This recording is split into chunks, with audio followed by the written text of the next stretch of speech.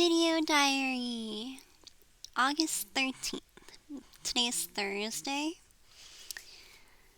Had a long day. It didn't start out too well. Yeah. I think a homeowner almost made me cry. I work in warranty, so with warranty claims, I analyze them. And I was telling this guy, hey, you're not within warranty. And then he was upset about it. And he was under parts warranty. So I was like, I can order you some parts. And he was like, oh, good. Because I installed this unit and then it came shipped with missing parts. And I'm like, okay. So this happened yesterday. So I ordered them and then he called back, left a voicemail. I returned his call. And then I was like, oh, I was the one who made purchase your parts. And he was like, oh, well, the plumber is saying that I should just get a new unit.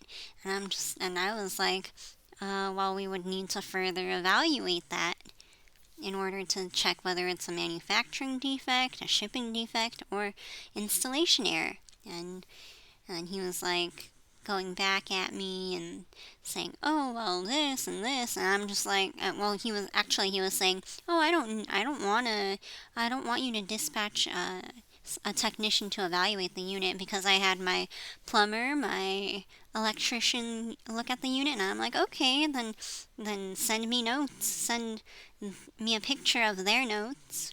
And then we can move on from there. And he's like, they're not here to evaluate it. And I'm like, what do you want from me? Because we won't get you a new unit unless you're able to show proof, documented proof, documentation. And I had, which reminds me of another call that I took. She was really nice. At first, she was very stern, upset that her heat exchanger leaking. Went on about how she's single and she has 3 kids, and she just wants to have them happy for the rest of their summer. And I felt for her, and she was also an accountant, so she knew what she was talking about when I mentioned documentation, and she was like, yeah, but there's no service techs in my area. And I think that's where it really falls, because when you purchase a unit, you have to make sure that, hey, who can fix it? So you have people who install, self-install because they're handymen, but then once something happens, they're like, oh wait, what can I do? I self-installed this and that voids the warranty. it's, it's cool learning about this though. I think my favorite thing I learned is no matter what unit that you purchase nowadays, it's not going to last as long as it used to, because back in the day, like pool heaters, heat exchangers, they were made with lead, and then now lead, that's out of the question. So now we're down to copper and cupronickel, and those, like when it comes down to water chemistry, that's like it's really important to make sure the tubes don't corrode. Galvanized corrosion is what we not advertise, but we warn people of. It's like when you put chlorine tablets in a skimmer. Like you go on YouTube, that's how people clean the pool. That's how at Raypack we learned that that is not good for the water chemistry. So I don't even know who's going to watch this. Keep that in mind, viewers. I don't know. I went to Golden Corral for the first time. I met with my friend who I used to work with, but she had a far commute, and we didn't really lose like, there's just distance between us is all. But I come to find out that she paid for my lunch, so that was nice. But then, I don't know, it's just that scapegoat feeling I have of, like, oh, something's wrong, I'm gonna go talk to Promise, and then she's like, hey, I'm with an avoidant, and these guys, and I'm like, hey, I've been with an avoidant for the past, like, 5 years. It's just so frustrating. I think what's most frustrating is that there's nothing I can do. I can observe all I want, I can do my part and in giving reassurance, but at the end of the day, it's like, is this a strong foundation to build a life on? And given our past and given that his lack of trust for me, makes no sense to me though, because why are we in this cycle? Why? Because I felt like you were doing the bare minimum. You do the bare minimum, okay, I'll take it, but if you're not going to give me emotional connection or like, that's what was missing. I'm like, hey, listen to my problems. I have something to say. Hey, I have views. You want to listen to fucking movie reviews from Grace or John Campia? That's great, but I have views too. Are you going to listen to my views? No. And that's what I feel so muted. I feel so muted. Like my words don't matter. My thoughts don't matter. And my voice doesn't matter, and why should I be with someone like that? Like, so you're right. And if you put it that way, you don't deserve me. It's like, okay, good job fucking me. Not really, though, because you just finish. I don't know. Ridiculous. And then you withhold, and then, like, why? Why are people like that? Tell me. Like, I'd like to know. And then you're like, oh, well, I don't want to know about you. I don't care. You're too sheltered for me. Like, everyone's different. And then you're like, oh, well, I want to find someone who isn't fucked up. Good luck, because you, sir, are fucked up. You, sir, don't know how to be with another person. Me? I'm fucked up in the way where I accommodate, I see things at every perspective. I'm like, oh, and then you're just like, oh, well, I'm playing devil's advocate. Yeah, but not logically or not empathetically. And you're like, oh, yeah, well, what if it was like this? Or the fucking Jean Grey thing. I was even saying, hey, it's probably an origin story, but it's a fucking dumb origin story. And then you were like, just give it the benefit of the doubt, because maybe they're going to make it so. And I'm like, yes, I get that, but that's not how it's supposed to be. And I don't know, you just want to turn something that's dumb into something positive because you don't get it, or you want to like it, or you want to bend things, make them like malleable to the point where you can control it, or it's in your favor, when that's not how the world works. And that sucks because you grasp at straws. You think that you play devil's advocate, but in reality you're just being dumb. Like, you're not seeing the bigger picture. You're saying, oh, you don't see I don't see the bigger picture. How do I not see the bigger picture? Big picture. Girl.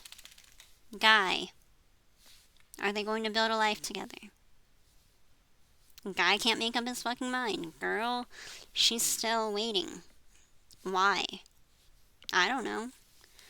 Because I have feelings, because I care, because I'm an all or nothing person. Bites myself in the ass. Because why should I... Sorry, my dog. Oh, come here, Stan. He's all itchy. Itchy. I'm gonna scratch. Okay, buddy?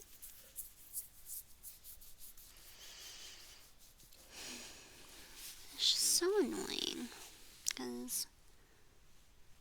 things to say. I have a voice, and I feel like my voice should be heard by the person that I love the most, if anything. But when like that gets thrown on the back burner, or I'm then what do I have to talk to you about? I don't have shit to talk to you about.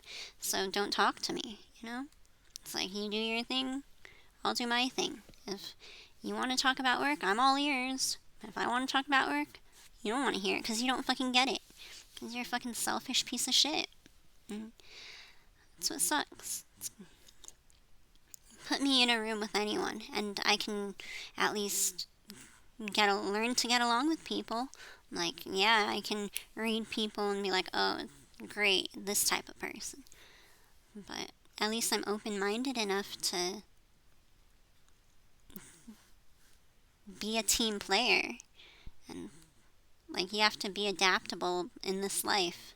Like, in this fucking world of 8 billion people, like, not everyone is going to have your fucking point of views. In fact, maybe you should think of people not knowing things. Not like, oh, this person should know that, this person should know that. No, because everyone comes from a different walk of life, you know? Like, it's. I just hate when, like, I'm made to feel stupid or less knowledgeable, or, like, then I'll find the answer for you. I'm a really resourceful person. So if I don't know, then I'll learn. That's what I. That's what I pride myself on. Just being adaptable and teachable. And if you're able to teach and to train, and you're not just like, oh, you do it like this, or I'm gonna do it for you. Like, fuck that. No, show me how. No, but then that's a waste of time, right? That's what I don't like. It's like so much of my dad, like the later, a knock later, we'll do it, or next time. Like, I hate that. What have I been waiting 31 years for? You know? It's like that one time I went to Mountain High with my family, and then, like, my dad saw the prices, and he was like, oh, we're getting in the car and going home. But you didn't hear any, and then I hear, I can't relate to you either. You're like, oh, I remember when I was growing up, and these guys had the coolest dirt bikes, and my dirt bike, and I'm like, bro, I didn't have a dirt bike. I had a fucking tricycle, and then hand-me-down bikes that I don't know that were just hanging up in the garage because my dad didn't want to change the fucking flat tires. And ridiculous. Like, why? Why do things have to get done when it benefits someone else? You know, why? I'll take my job for example. This morning, another thing that almost brought me to tears. Like, I was notified that, like, I had to reach back out to these clients, and so I wanted to provide good service, you know. But then, like, my coworker was like, "Hey, no, you have to be on cue and take these calls. You can work on getting those." And I'm just like, "Are you kidding me? Why?"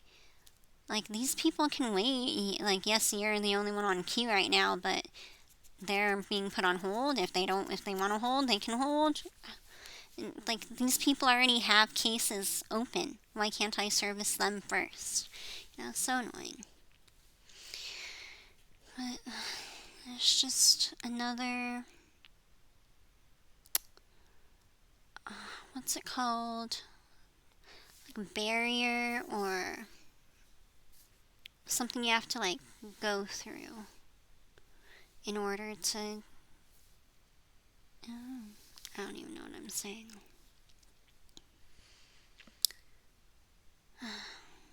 It's just ridiculous, though.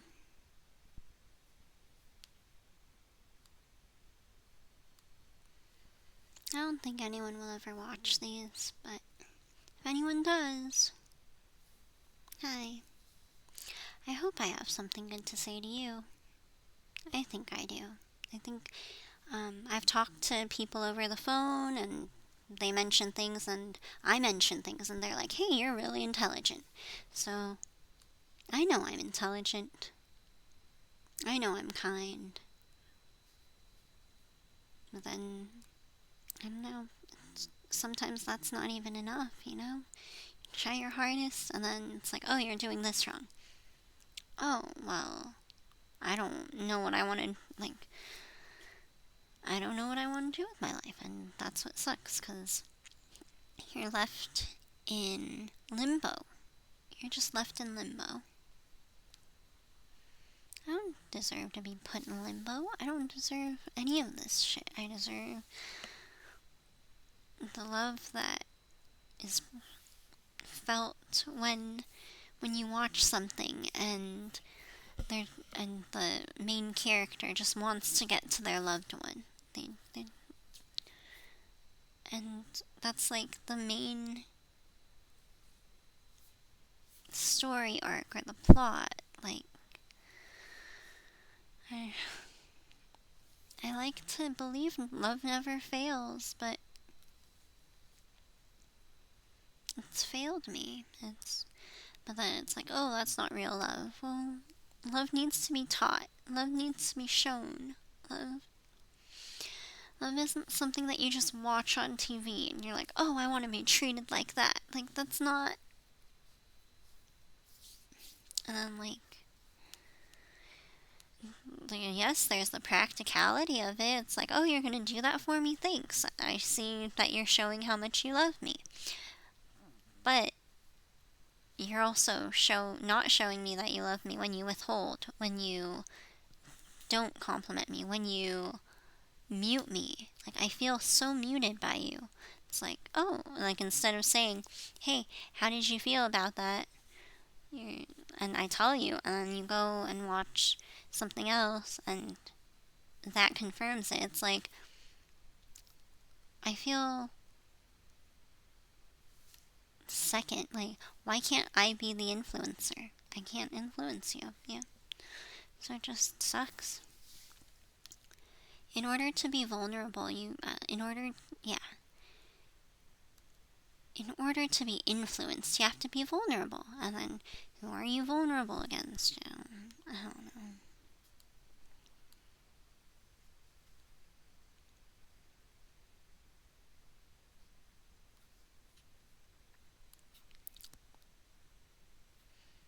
I just know I have a lot of good things to say. I have opinions.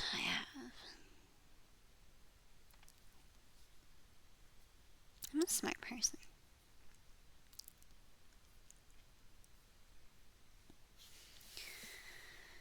I don't know what to talk about though. Yes.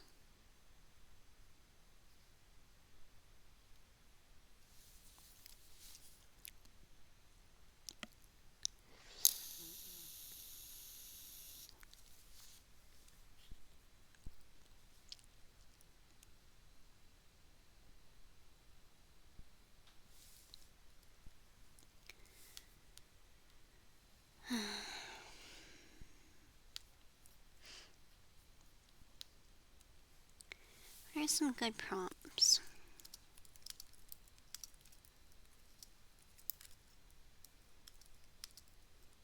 To discuss.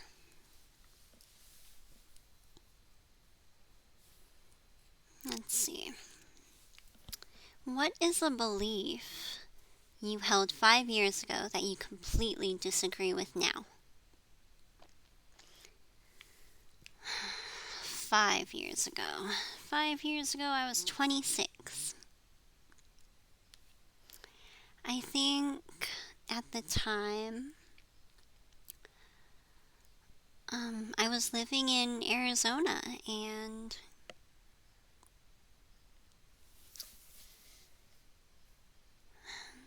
I was in therapy, and I think something that I thought back then was that I was already healed, for sure. I was like, oh yeah, I'm with this guy, who's now my ex, by the way. And I was like, he's the healthiest choice that I've ever made, and I'm finally grounding myself. And but then he had high functioning autism, so Asperger's, and he had his creature comforts. What what happened was I ended up feeling bored, and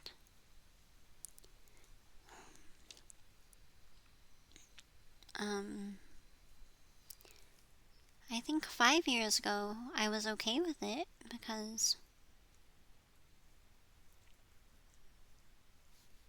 I was fine. But then now I find myself in the same cycle. Just choosing guys who lack empathy. And then the last guy was still, to this day, the healthiest choice for me. But I fucked that up, for sure. And then he became desperate. So that's another story for another day. What does a perfect day look like to you? Snowy. I want to go to Minnesota or something where they have like outdoor skating rinks, the rivers that literally freeze over. I mean, I wouldn't want to slip and fall and drown or anything, but I don't know.